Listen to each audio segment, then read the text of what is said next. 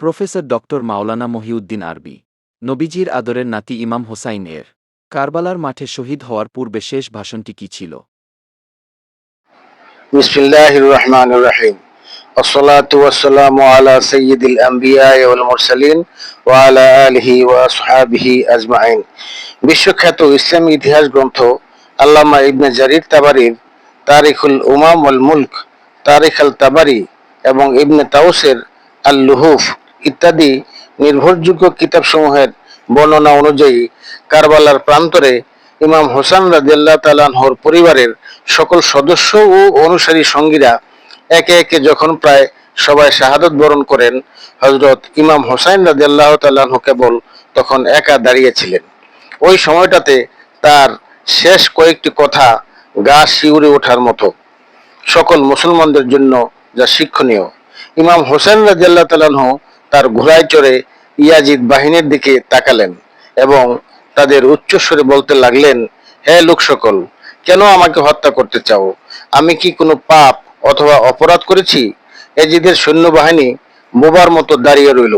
পুনরায় ইমাম হোসেন রাদিয়াল্লাহু তাআলা আনহু বললেন, আমাকে হত্যা করলে আল্লাহর কাছে কি জবাব দিবে? কি জবাব দিবে বিচার দিবসে মহানবী সাল্লাল্লাহু আলাইহি ওয়াসাল্লামের কাছে? ইয়াজিদের সৈন্যবাহিনী পাথরের মতো দাঁড়িয়ে আছে। আবার ইমাম হোসেন রাদিয়াল্লাহু তাআলা বললেন, হালমিন নাসরিন ইয়ানসুরুনা, অর্থাৎ আমাদেরকে সাহায্য করার মধ্যে তোমাদের মধ্যে কি কেউ আছে? তারপরের প্রশ্নটি ছিল খুবই ভয়াবহ।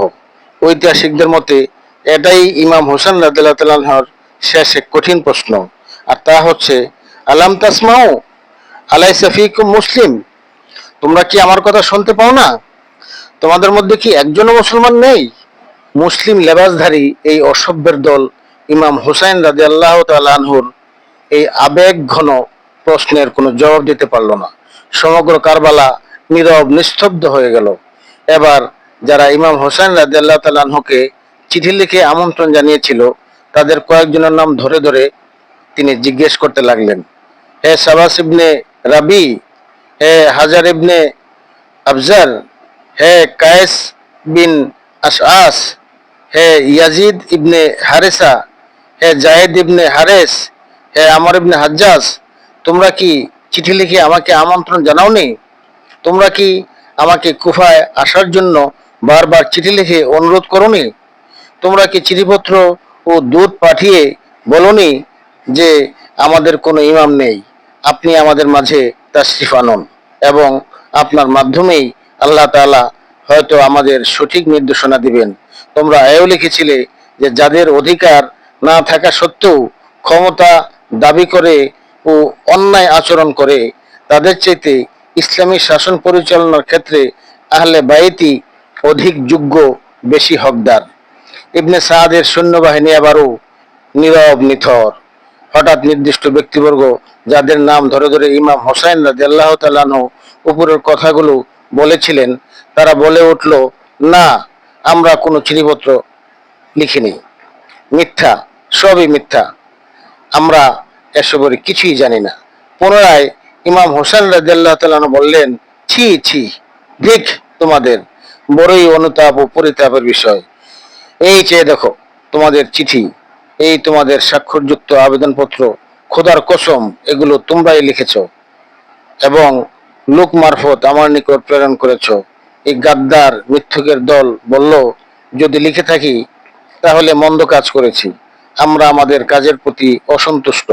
এবার ইমাম হোসেন রাদিয়াল্লাহু তাআলা আনহু বললেন, এখন আমার আগমন যদি তোমাদের মনোপুত না হয়, তোমরা যদি আমাকে না চাও, তাহলে আমাকে ফিরে যেতে দাও।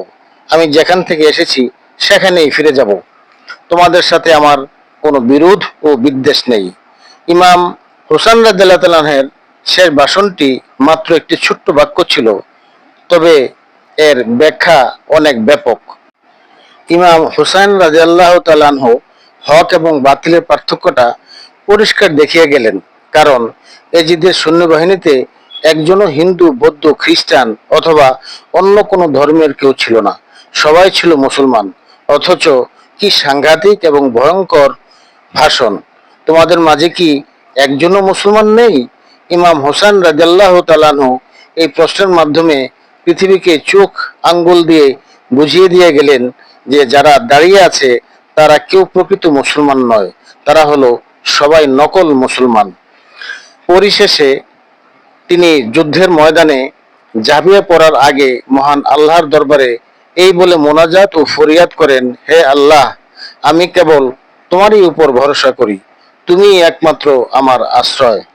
আল্লাহু আ'লামু ওয়া মা আলাইনা ইল্লাল বালাগ।